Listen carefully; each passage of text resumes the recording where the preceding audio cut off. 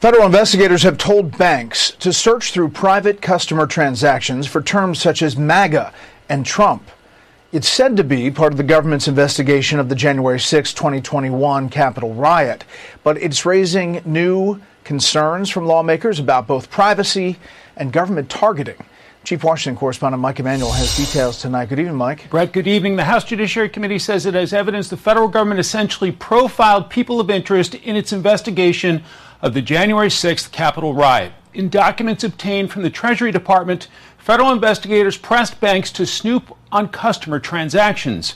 Some keywords the Financial Crimes Enforcement Network recommended banks search to find, quote, extremism indicators, Trump, MAGA, Bass Pro Shops, Cabela's, and Dick's Sporting Goods.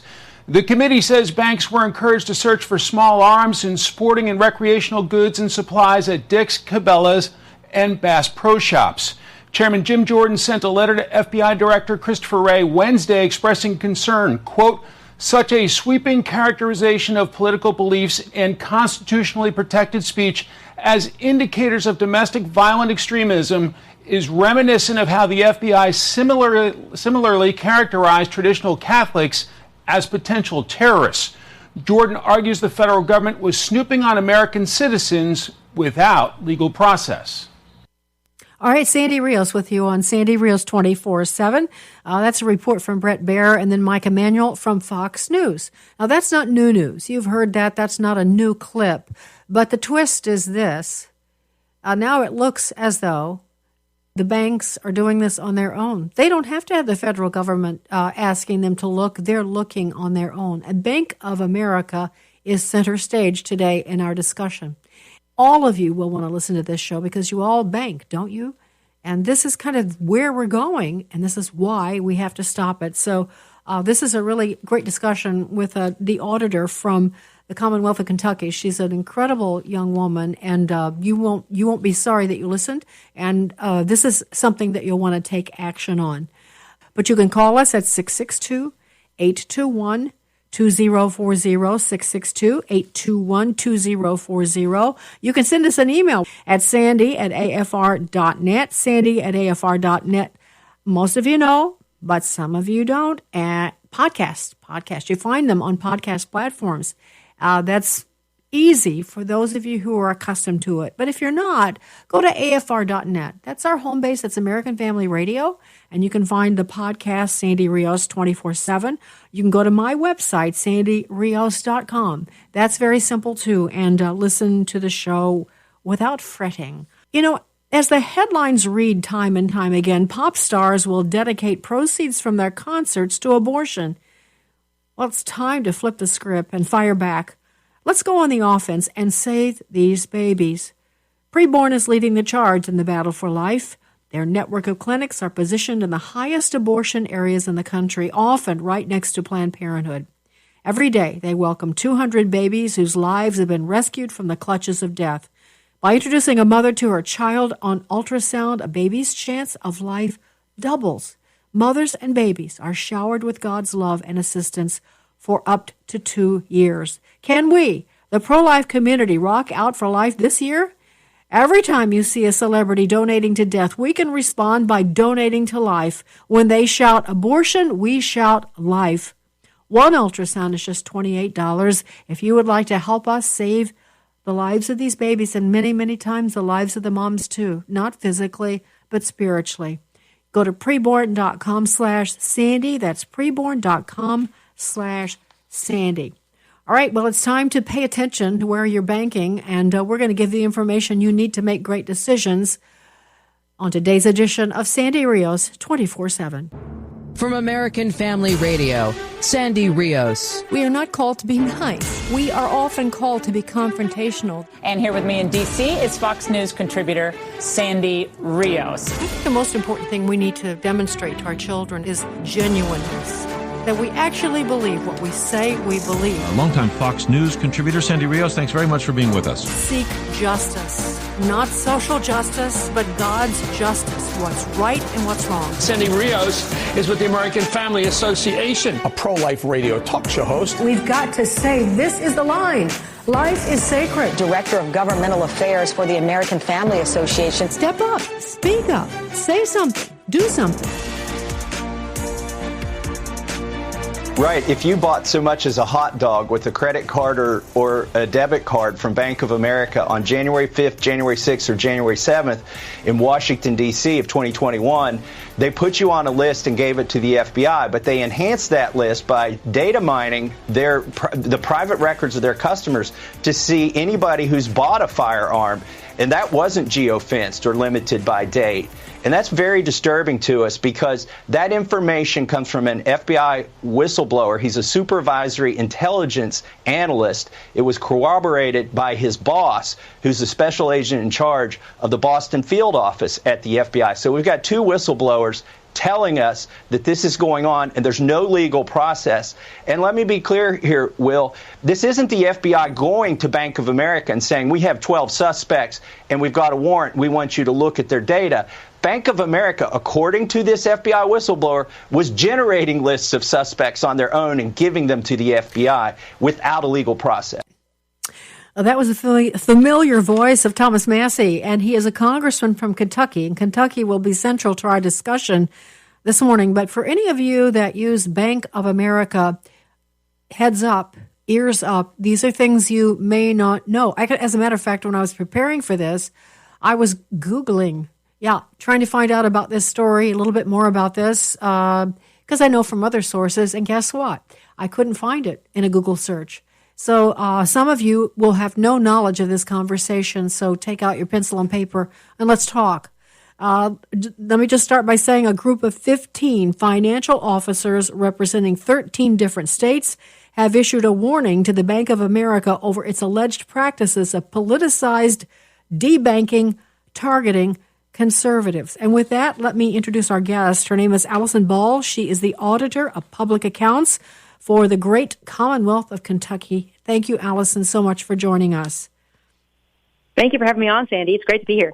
Allison, I was just reading about you. You were also the Kentucky State Treasurer, and you were the first first constitutional officer in Kentucky to give birth while serving in office. That's pretty cool. I mean, you weren't actually at work that day, were you? You know, it's funny when I talk about that. I often say I was the first to give birth in office, but not actually inside the office. Yeah, okay.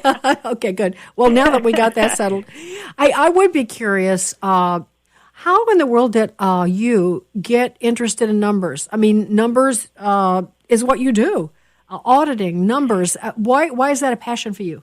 So, you know, that's a great question. It's not really numbers. It's more money. That's what I really care about, protecting taxpayer dollars, making sure we're good stewards.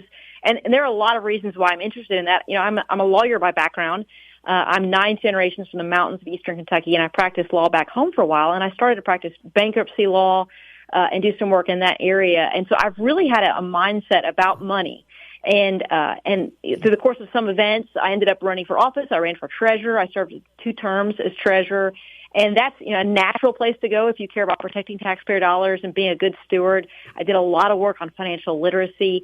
And then from there, it's also a natural fit to go to the auditor's office, which is about making sure that you are stewarding that well.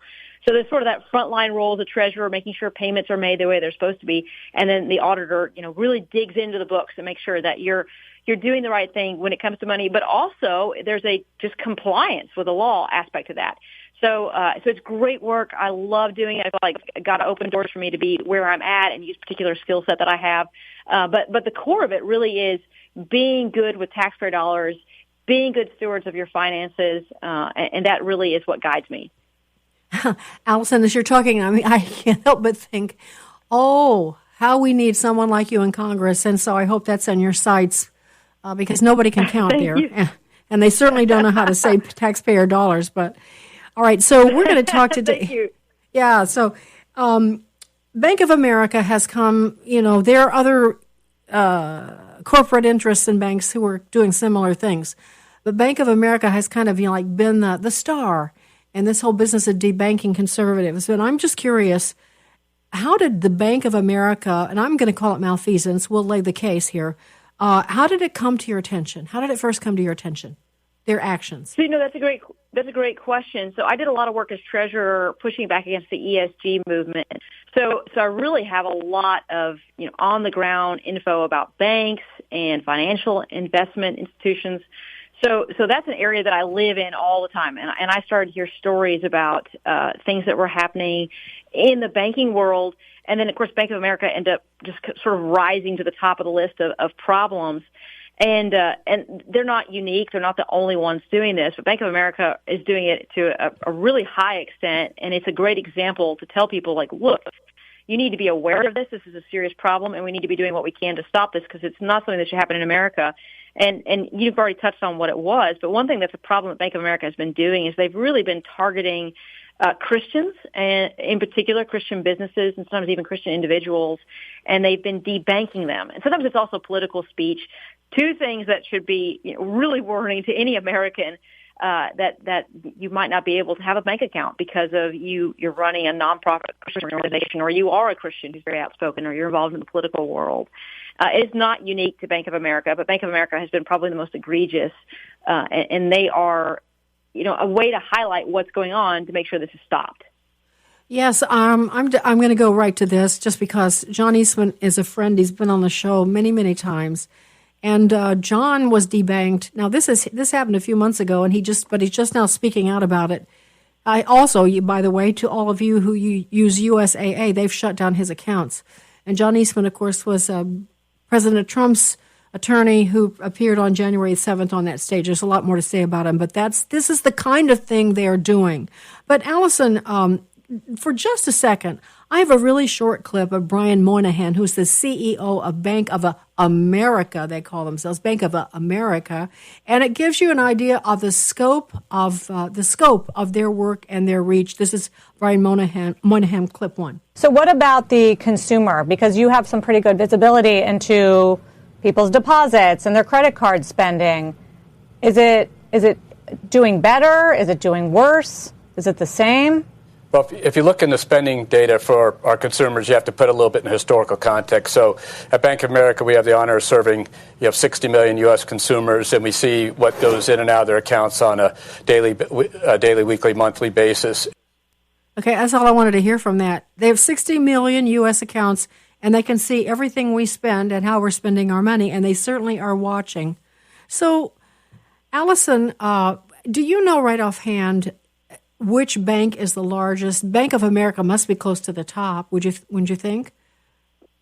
They're one of the top. They're one of the big five. I think J.P. Morgan Chase actually might be a little bit bigger. Both of them have been kind of delving into this debanking way of operating. So for all of the banks, they've all been kind of tapping into this and we need to be really aware of it, and we need to make sure we're speaking out against it. We need to make sure that it's stopping. And I think that you're right to even point out it's Bank of America. We think they stand for certain things that we believe in America, and freedom of speech, freedom to be able to exercise your religious beliefs. So it's even more disappointing to have somebody that calls himself the Bank of America behaving this way.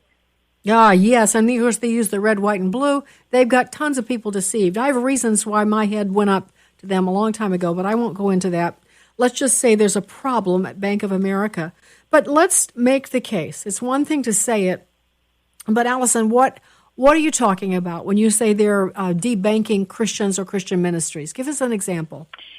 Yes, I can give you some great examples. So there's a particular organization called Indigenous Advanced Ministries. It's a Christian organization. I think they're located in Tennessee, and their main role, what they do as a ministry, is to help children, mostly orphan children in Uganda.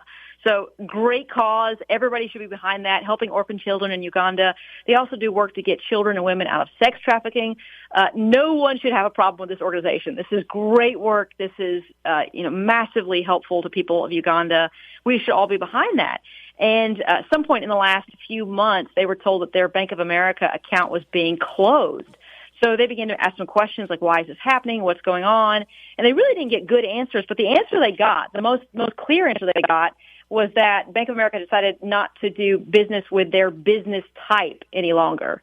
And I think that's a terrifying phrase. You are a business type that we don't want to do work with. We don't want to, protect your money and help you do with your investments. And what is their business type? It's purely Christian ministry to the least of these, children in Uganda, people that are getting out of sex trafficking. It's not limited to just this particular organization. There's a bank in Tennessee that was a church that's a big funder. So they had a bank account also with Bank of America. They were a big source of income for this particular ministry. And this church also had their bank account closed by Bank of America. There's another organization called Timothy II Project, and they train pastors in about 65 countries around the world. Another thing that everybody should be excited about and pleased with, they had their bank account closed by Bank of America, and when they asked why, they were told that the bank they no longer wanted to do business with their business type. So that business type category is, extremely alarming for me. What is their business type? It's a ministry. It's a Christian ministry, helping orphans, helping pastors, helping people getting out of sex trafficking. It's not limited to just organizations. Like, that's bad enough as it is. It's not limited to that. We have a situation with a man named Lance Wallnau, who's a Christian author, and he's a speaker, and he's a podcaster. And his bank account at Bank of America was also closed. And when he made inquiries, they gave some vague answers about it being money laundering. So it's like they were really searching for a reason. They couldn't say business type anymore. He's not really a business type. He's a person doing things that they just didn't appreciate. And what they came up with is, well, we think you're into money laundering, and that kind of interaction. John Eastman is another great example. That's another individual. This time, it's not a Christian ministry. It's a person who's involved in the political world, very, very well known about his involvement with President Trump. And he was told that his account was being closed. And he asked why, and they didn't give a good reason. They just said that it was compliant with their depository agreement. So they're just saying, hey, we're not doing anything wrong. We're allowed to debank you, and we're just going to close your account because we just don't want to do business with you anymore. And, of course, it wasn't limited to that. I think his account with USAA, like you mentioned earlier, was also debanked. So, it's bad enough if they're closing down Christian ministries. It's bad enough if they're going after business types, but it's not limited to that. It's also individuals who are doing things that are in line with their political beliefs. Well, I have a statement from B of A, because, nothing you're saying is true, Allison, because they say, given the large number of nonprofits we serve that are affiliated with religious organizations, it's absurd to think that religious beliefs are a factor in any account closing decision. That's from a Bank of America spokesperson. So are we assuming because they're Christian, or could we be wrong? And that's a great question. And you want to be fair. You want to give somebody the benefit of the doubt when they're giving explanations. Their explanation is you're a business type. So what does that mean? And we do have to infer a little bit by what they mean by business type. But we know what type of business it is. They're nonprofit Christian ministries. I've given you an instance of an actual church. So, they can say, hey, it's not about their religious exercise. It's not about their political speech. And they really need to do more to be able to be persuasive on that, because when you actually press them, they say, well, you're a business type we don't like. Oh, the first time I ever heard of something like this happening, Allison, was during the Obama years. And this first came to my attention on gun shops and gun owners. Remember how the banks closed down their accounts, freeze their assets? This happened with one gun owner, went on about, I don't know, I'm guessing from my memory, 2 to 3 years. He had no access to his business assets. And they did that. I don't know if that was banks or if that was government. Do you know? So I think what you're referring to is that there were a number of banks that were starting to close down accounts of businesses that dealt in firearms. And that's been a recurring issue, too. So it ties in very closely with Christian ministries or people involved with certain political speech. So we have instances of that as well. That's not been the subject of what we've been dealing with right now, because we've been trying to be really, really clear about this is speech, this is free exercise of religion. Okay. But there are definitely instances of people that own gun shops, that are gun operators, and they've been told, hey, we don't actually want to do business with you anymore. And even Bank of America has dabbled in that, because as you mentioned a little bit about the March 6th testimony that was given in Congress before that subcommittee, and Bank of America was a major player in all that. And one of the things that they did is they voluntarily turned over the financial records of anyone who had ever bought a firearm. So that, the main emphasis of that particular testimony was when they were trying to find people who had made purchases between, I think, January 5th and January 7th, trying to identify certain individual people. Well, they just turned over the records of anybody who'd ever bought a firearm using a credit card from Bank of America. So, there are a lot of red flags that are, behaviors going on here. And they touch a lot of things that we really do care about as Americans, and it's entirely outside of the realm of a bank. Yeah, and to just emphasize what you said and what, Congressman Massey said, is this, it's common for us now to think it's the FBI doing it, it's the government doing it. But it seems from all accounts that in the case of Bank of America, they're volunteering. I guess the issue, we just don't know if the government's calling them and asking them to do it. It doesn't seem like it. It's like they're just handing this information over. And is there any statute being broken doing that, Allison? Or can businesses just betray the private financial records of their clients without any kind of statute being broken? So, this behavior is so shocking, and it's so outside of anything that would have been expected of any bank 10, 15, 20 years ago, that those of us who are in different positions who deal with this are now trying to figure out, what do you do in these instances? How do you handle this? So you're right. Some of this was just voluntarily shared, and that probably does violate certain agreements with the individual people who have those accounts. But the question is there anything bigger than that? Are there laws against this? And I think in some instances there are laws, and AGs are working on this, treasurers, auditors. We're all trying to figure out, okay, what is the best way to redress the situation? Step one right now is making it very, very public, making sure that the public is aware of it, because they are in a business, and businesses respond to PR. If you get bad PR, you hope that they will make adjustments on what they're doing.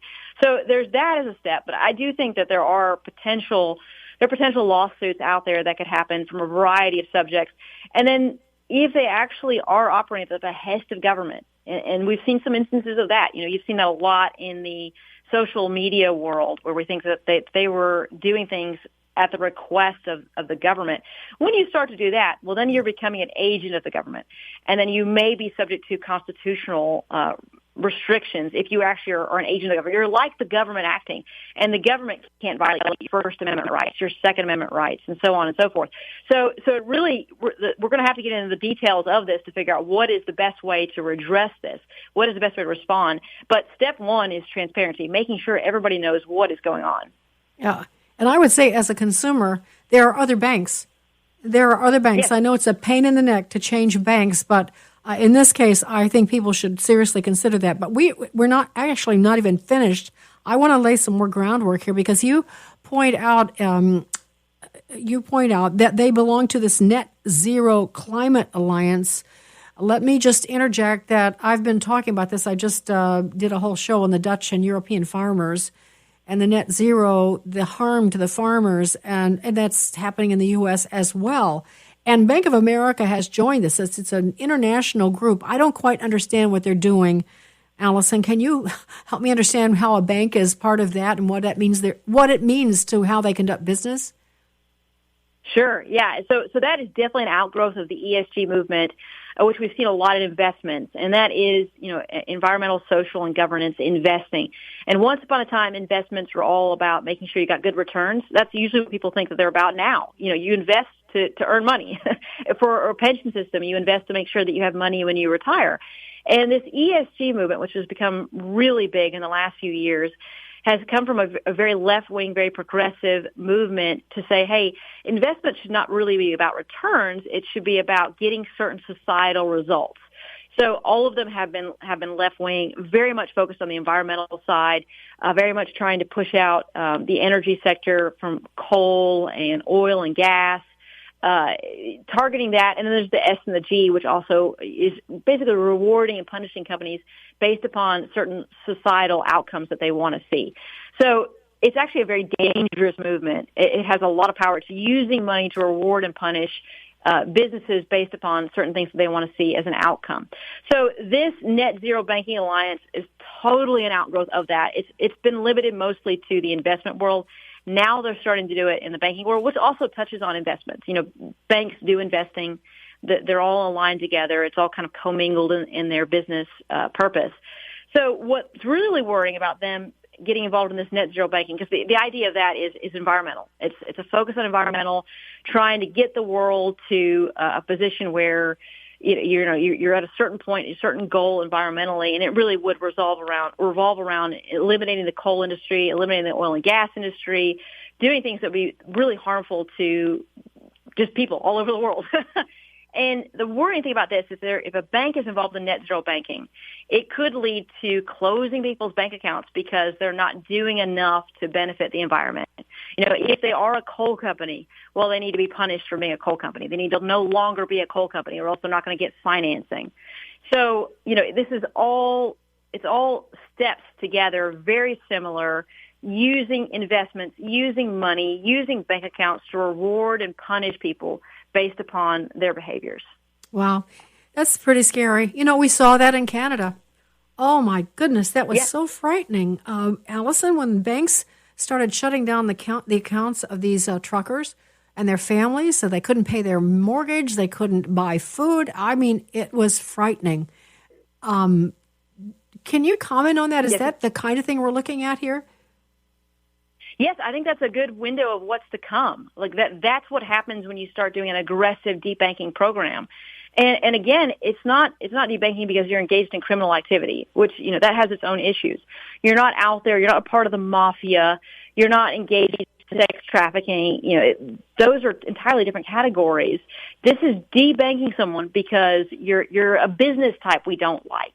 Whether you are a Christian ministry or you're a coal company, you're a business type we don't like. Or even worse, you're an individual who's behaving in ways that we don't like. Perhaps you're a Christian minister. You have a podcast. You're a writer. You work for President Trump. All these different factors. These should never be categories for you not being able to get a bank account. And it's entirely un-American. It's entirely outside of the realm of banking. We want banks to just be banks. Just do your job. Just be a bank. Provide a place for people to put their money that is safe and secure. They can withdraw it. They can do what they need to do. But it should never be a source of punishment or rewards based upon what you're engaged in and what you believe. One last thing about them before we talk about what you guys are actually doing to fight back. I tended to at it, but we haven't really talked about it. You say that they have a poor viewpoint diversity rating. I never heard at this point of that particular measurement. I heard of the other side, Human Rights Campaign, having a measurement for gay, transgender friendly corporations. But who's doing this rating? Poor viewpoint diversity rating. Right. So this is an answer. This is a way to have transparency and accountability. And this is one of the things that we're pushing for as financial officers, because we want to know what you're actually doing. And the goal really is viewpoint neutrality. Don't be conservative or liberal, progressive or whatever. Just be viewpoint neutral. Be a business. And I would encourage all these large banks, these big 5 banks, I would encourage them really look at figuring out how to show that you are viewpoint neutral. And the Human Rights Campaign, which you've mentioned, they've done this for progressive purposes. They will rate you on how engaged are you in progressive efforts. This is not really engaging you on conservative or liberal. It's not saying like, hey, we want you to be more conservative. That's what we're pushing for. We're saying we want you to be viewpoint neutral. And this is just a way to gauge people. It's just an accountability measure. A number of these banks have not really engaged in this. Some that have, and their ratings have not been very good. But this is a tremendous way for transparency, and it's a great way for accountability. We're not pushing you to go one way or the other. We're just saying we would prefer you to be viewpoint neutral. And Alliance Defending Freedom is the one who actually developed a viewpoint neutrality index. It doesn't mean that you have to use them or they're the only one. I know that there are others who are trying to engage in this type of way to have information, but they're probably the first one, and it's a team of lawyers, so they're really, really careful about making sure they do this in the right way. And the purpose behind it is transparency and accountability. We're not pushing you to go one way or another. We would prefer you to be viewpoint neutral, just be a bank. And this allows the public to know, do we even want to put our money into your account? Do we want to use your services? I think there are many, many, many Americans. I would even go so far as to say there's a majority of Americans who would prefer you to be viewpoint neutral. They don't want you rewarding and punishing people based upon what their beliefs are, their business types, or their involvements politically. So I think this is consistent with what the public wants. Yes, and you think about this would carry over, this concept that they're practicing would carry over to utilities. to gyms, to grocery stores, to where we do commerce, to where we get our hair done. You can't go there. You can't buy here because you have the wrong thinking. You know, my hairdresser might, decide to drop me from her list because I'm conservative. This is the mindset. This is where we're heading, and that's why we have to stop it. Now, 15 financial officers, 13 states. You've issued a warning to Bank of America. Are there any? Okay, the hard question, Allison. Are there any teeth to this? Are you guys in a position to actually do something to turn this around? So I would say yes, and I would say it also depends on what's happening. So a lot of these things are done through steps in various realms. So if you're a treasurer, you deal with investments. If you're an auditor, you deal with compliance. If you're an AG, then you deal in lawsuits and just making sure there's accountability in those areas. So all of these groups are targeting different things to make sure that what's happening, what's wrong, is being redressed. So some of it, step one, is transparency, making sure the public knows what's going on, making sure these institutions know, like, hey, we're concerned about this. We really think you need to take a step back and be more aligned with American values. So step one is just putting some pressure that way. And I would like to see these banks just pull back, and perhaps they will. We've seen that in the ESG movement. We have seen institutions actually start to pull back as they've gotten pressure in these areas.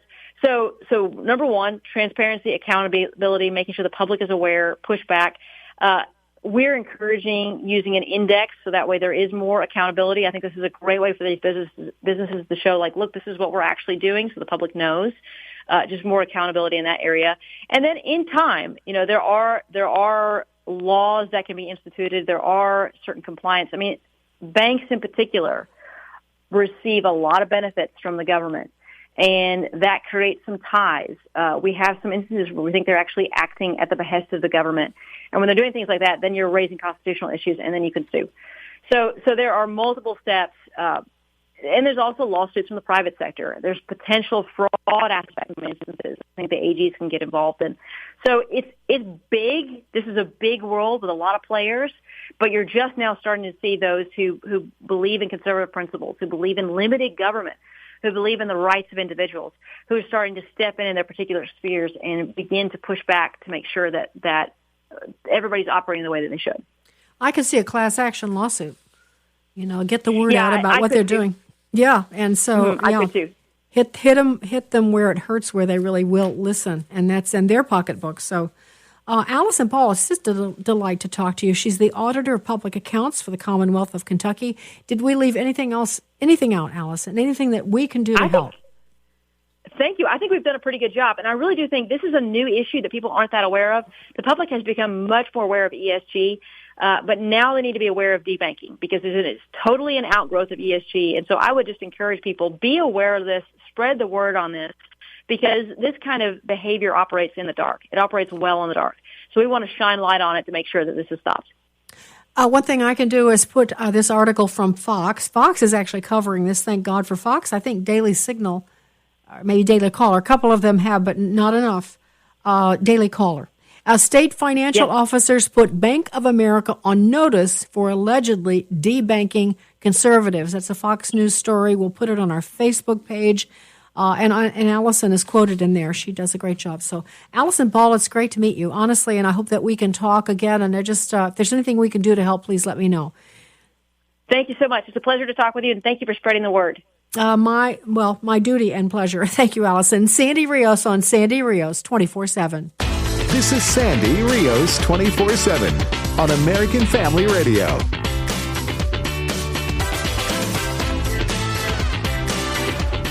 Abortions performed by Planned Parenthood were among the top leading causes of death in America, revealing the terrifying truth of the left's anti-life agenda. According to Planned Parenthood's 2022-23 annual report, abortions performed by the organization accounted for the top 4 leading causes of death. Think about that. Paid for by our tax dollars. And honestly, this freight train is going down the track so fast and so powerfully. It's really hard. It's going to be hard for us to stop this. And I think one of the best ways, I've said before, I'll say again, is preborn. Preborn, who is not part of the government, not part of the public debate or campaigns, but an organization that's simply providing ultrasounds for moms who are pregnant and doubting whether they should carry the baby, to allow them to see their baby through ultrasound. It's an amazing process, and it actually works. When the moms see their babies, I think it doubles the chance that they will not take the life of their baby. You know, you can't beat those odds. If you'd like to help, $28 pays for one ultrasound, just one, and you can send however much you can afford. Go to preborn.com/Sandy. That's preborn.com/Sandy. Hi, this is Sandy Rios, and I miss you in the mornings. But now I'm hosting a podcast, Sandy Rios 24/7, which is available at afr.net and sandyrios.com. Well, I finally finished that book. God's Velvet Hammer chronicles God's call in my life, from a small-town girl to Berlin, Germany, Radio Moscow to North Korea to Washington, D.C. I talk about Sasha Girl. That was my disabled daughter. I talk about I Got the Music in Me. That's a chapter on my music life. Lost in India and Other Adventures is hilarious. You won't want to miss it. I talk about my sweetheart, The Blessing of Bruce. And then a mysterious chapter called My Green Face and the End of It All. Oh, I think you'll enjoy it. Like the Apostle Paul, these are my shipwrecks and my adventures, all for Christ and His kingdom. God's Velvet Hammer is available wherever books are sold. And remember, Sandy Rios 24/7 is available at afr.net and sandyrios.com. Bank of America is accused of de-banking certain conservative customers because of their religious or political views.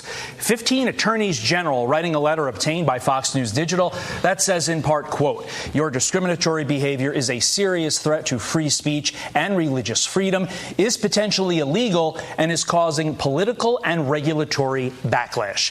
Indiana AG Todd Rokita signed the letter. Joins me now with Steve Curtis, who is the founder of the Timothy II Project International. Thanks to the both of you for being here. Steve, that organization I just mentioned exists solely to train pastors who otherwise would not have access to becoming a pastor. Seems like a beautiful, innocuous organization that nobody should have a problem with. But walk us through what Bank of America did to your accounts. Sure. Thanks. Good morning, Todd. Well, you're exactly right. That's why we exist, and to help these pastors be able to tell people about the gospel of grace, the forgiveness of sin, and everlasting life available to all who place faith in Christ. We think that's an incredibly important task, but even for people who are plumbers or lawyers or missionaries like us, there are certain legitimate expectations you have. When you turn on a light switch, you expect the lights to come on because you paid the bill.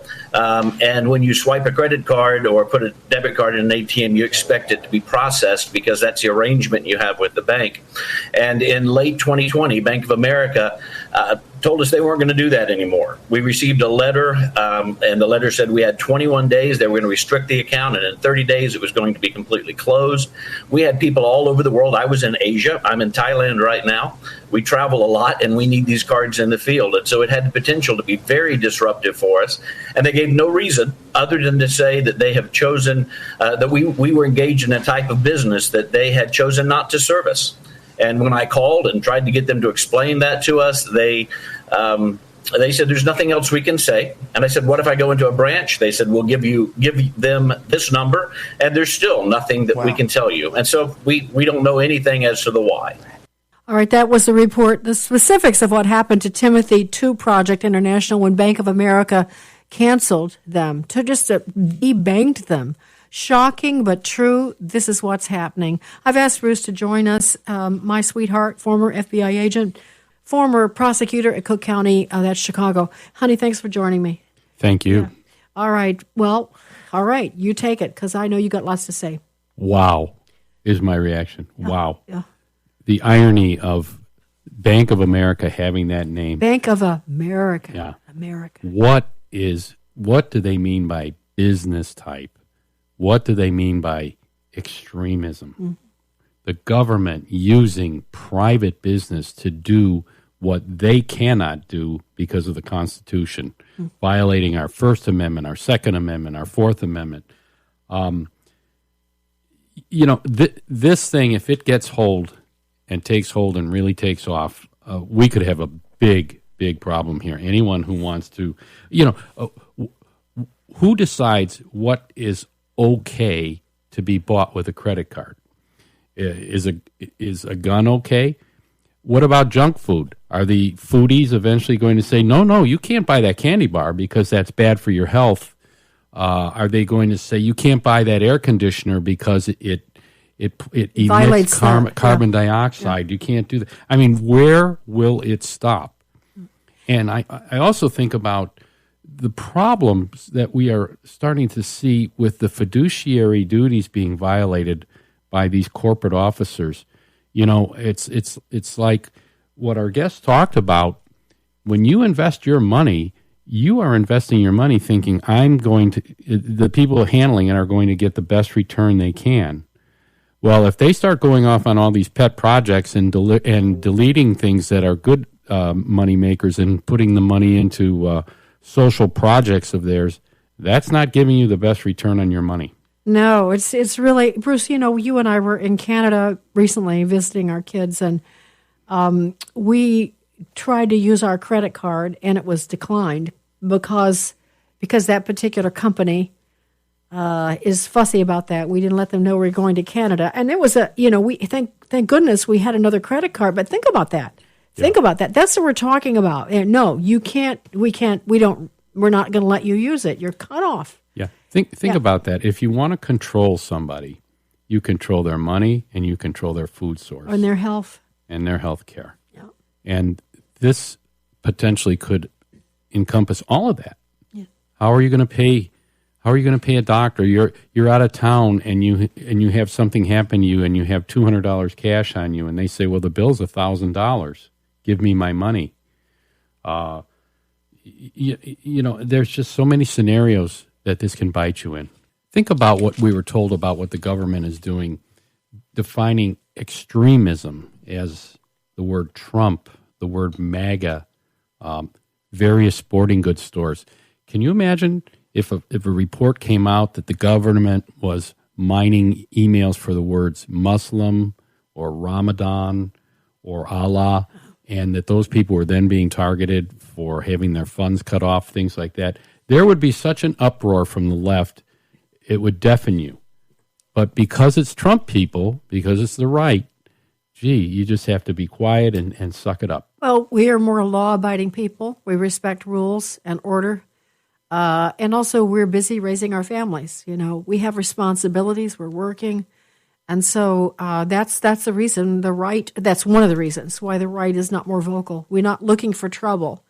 We want to do what our founders promised, gave the vision for in the preamble, was to be able to be free to live life and have liberty and pursue happiness. Those were the things that were important to them because they knew what it was like, having come from England and other repressive countries under the monarchy of King George, what it was like not to live your own life, make your own decisions, to be punished by government, thrown into debtor's prison. So that's why the foundation for them saying life, liberty, and the pursuit of happiness, your own free will, to go on a vacation, to buy a new car, to spend your money the way you see fit. And this is what we're losing. And I want to draw a line in the sand here. And if you are a customer of Bank of America, I just can't say enough how important I think it is that you look for another bank. I just think it's very, very important. All right, well, listen, this is, more good news today. But look, we're just fighting, right? Well, we still can. We're trying to do what's right and draw these lines. And I would encourage you, I said to my personal friends yesterday, we'll know when it's time to stop fighting. We'll know when we can't fight anymore. I think of, this reminds me a great deal of the prophecies and Revelations, where many of us won't be able to buy or sell because we won't have the mark of the beast. And the mark of the beast, who knows? Might be a credit card since it says 666. Who knows? But you can see glimpses of it now, can't you? And we also know that, there'll be a time in Scripture when things are getting really bad, and the Bible itself says, flee to the hills, run. There'll be a time when we can't do anything, but we're not there yet. So while we can do something, we need to do something. Say something, all right? So thank you for listening to today's edition of Sandy Rios 24/7.